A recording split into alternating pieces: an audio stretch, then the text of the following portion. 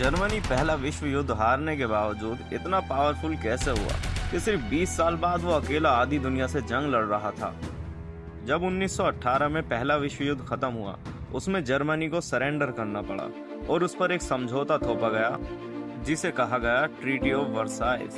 इस ट्रीटी के हिसाब से जर्मनी को अपनी बहुत सारी जमीन छोड़नी पड़ी और अपनी बड़ी आर्मी को बहुत छोटा करना पड़ा और बाकी देशों को पैसा भी देना पड़ा, जिसकी वजह से अब जर्मनी की इकोनॉमी बहुत बुरी तरीके से नीचे जा रही थी। हालात इतने खराब हो चुके थे कि जर्मन करेंसी से आग जलाना लकड़ी के आग जलाने से सस्ता पड़ता था।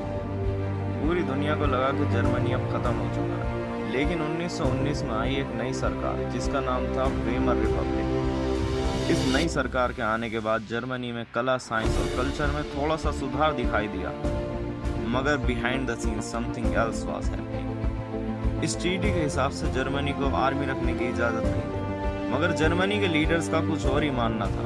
उन्होंने वीमर रिपब्लिक से आर्मी अपनी सोवियत यूनियन ट्रेनिंग के लिए भेजी और उसके साथ ही चोरी छिपे फैक्ट्रीज में वार इक्विपमेंट्स भी बनना चालू हो गए। और फिर 1929 में आता है ग्रेट डिप्रेशन, जिसने पूरी दुनिया की आर्थिक स्थिति को बदल के रख दिया। और इसमें सबसे ज्यादा नुकसान होता है जर्मनी को, जिसकी आर्थिक स्थिति पहले से ही ठीक नहीं थी और अब वो और भी ज्यादा बेकार हो चुकी थी। और इतने में ही एक नया नाम सामने आता है, एडोल्फ हिटलर। एडोल्फ हिटलर ने बड़ी चालाकी से पूरे सिस्टम को अपने काबू में कर लिया। उसने कहा कि मैं जर्मनी को फिर से महान बनाऊंगा, मगर ये सिर्फ एक झूठे वादों के सिवा और कुछ भी नहीं था। इस बहाने हिटलर ने बड़ी चालाकी से पूरे मीडिया सिस्टम को अपने कंट्रोल में ले लिया और वो जो कहता था लोग उसे मानने पर मजबूर हो जाते थे।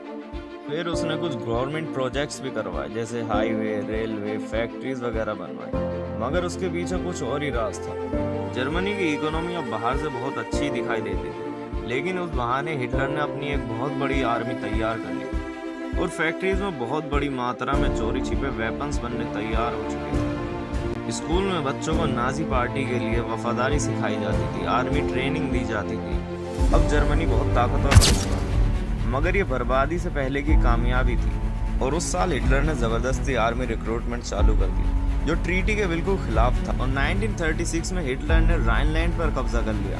और कमाल की बात यह थी कि सारे देश इसे देखकर खामोश थे, जिसे देखकर हिटलर की हिम्मत अब पहले से भी ज्यादा बढ़ चुकी थी। और फिर 1938 में हिटलर ने ऑस्ट्रिया पर अपना कब्जा कर लिया और उसे जर्मनी में मिला दिया।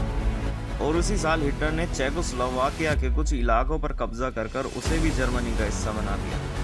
पूरी दुनिया ये सब देखती रही, क्योंकि वो अब दोबारा जंग में शामिल नहीं होना चाहते थे। मगर अब जर्मनी अपनी पहली गलती करने वाला था।